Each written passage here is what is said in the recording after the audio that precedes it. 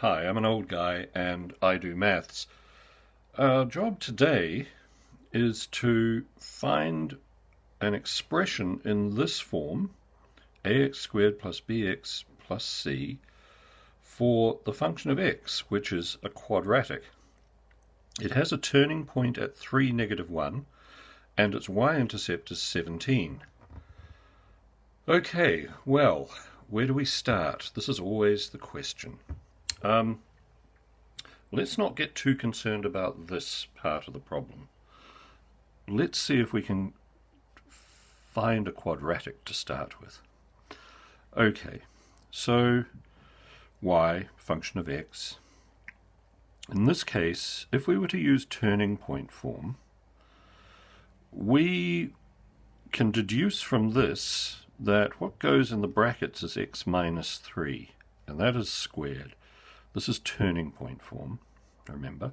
Now, how I get from 3 to -3 is I ask myself the question, how do I make this bracket equal 0?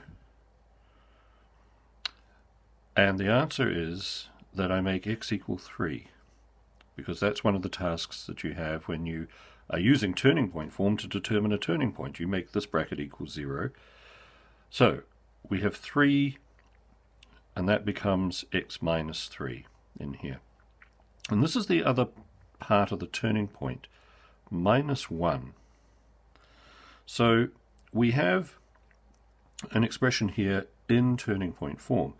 Now, the thing to do is to check and see whether we get a y-intercept of 17. So let's expand this. X squared minus 6x plus 9 minus 1. It's not looking promising. This is going to give us a y-intercept of 8. 9 minus 1 is 8. We'll just keep that number off to the left. So what do we do about this? Well, an obvious thing to attempt is a dilation factor here. Now, what that means is that we multiply, as this gets expanded, we multiply every part of this, save for this, by a. So what we get is we get ax squared plus, we'll say negative a 6x plus a times 9 minus 1. And what we're interested in is this part of the equation here.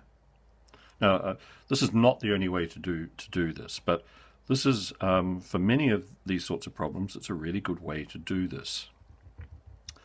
We're interested in this part of the equation here and how we make this equal 17. Now, I haven't really made that clear there. That makes the whole thing look as though it equals 17. That's not my intention. So we'll say 9a minus 1 equals 17. And what that's going to do is it's going to give us our dilation factor.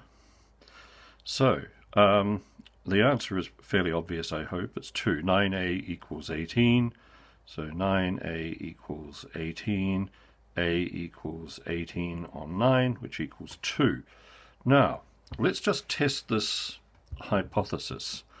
So if we say that a is 2, and we put it into this equation, let's see what we get. Well, we get 2x squared minus 2 times 6x, which will give us negative 12x,